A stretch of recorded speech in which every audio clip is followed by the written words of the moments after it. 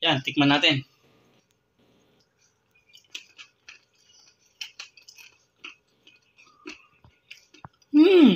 Wow. Okay to ah.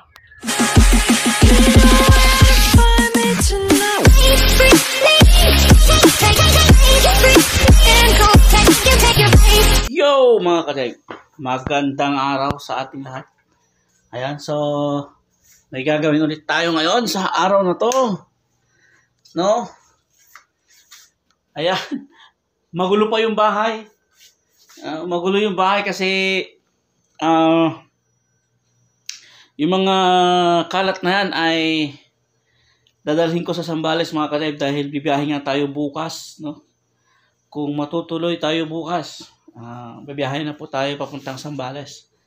Yun mga ka-jive, at may napanood tayo sa YouTube, no? Na isang bagay, at yun ang gagawin natin ngayon, yun yung vlog natin ngayon. At dito nga ay meron tayong tadan! Yan, buto ng rambutan. So susubukan natin kung ubra talaga siya. Tara! Yun, at ang gagawin nga lang natin dito sa buto ng rambutan ay pakukuluan natin mga ka-jive, no? Ito siya. Yan, so pakukuluan lang natin siya.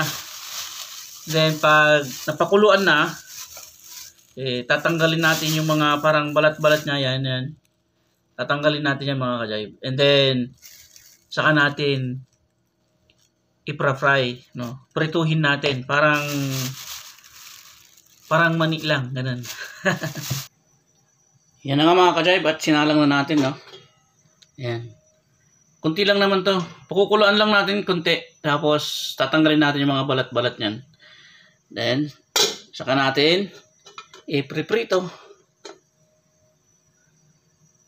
Yun mga ka-jive, at lasang mani nga daw yung lasa ng buto ng rambutan. Di totoo yan. Ayan, so itatry lang natin.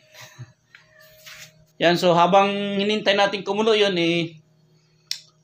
mag-i-impake na ako mga ka-jive, no?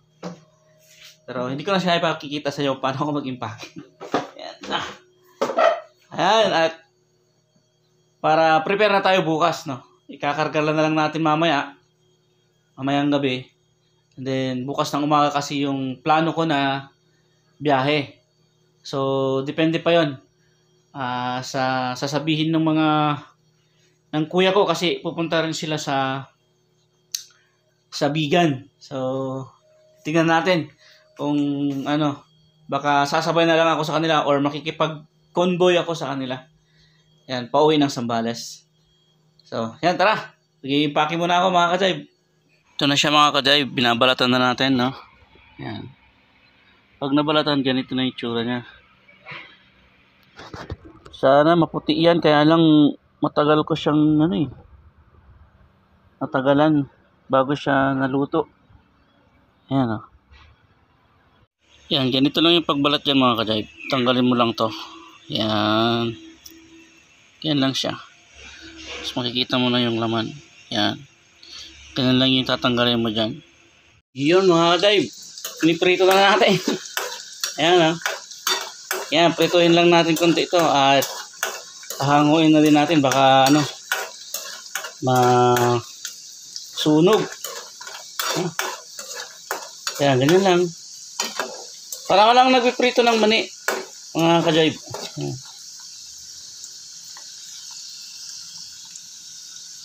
Ito na siya mga ka-jive. Titikman na natin. Ilagyan ko ng konting asin yan. Yan, titikman natin to. Yan, tikman natin.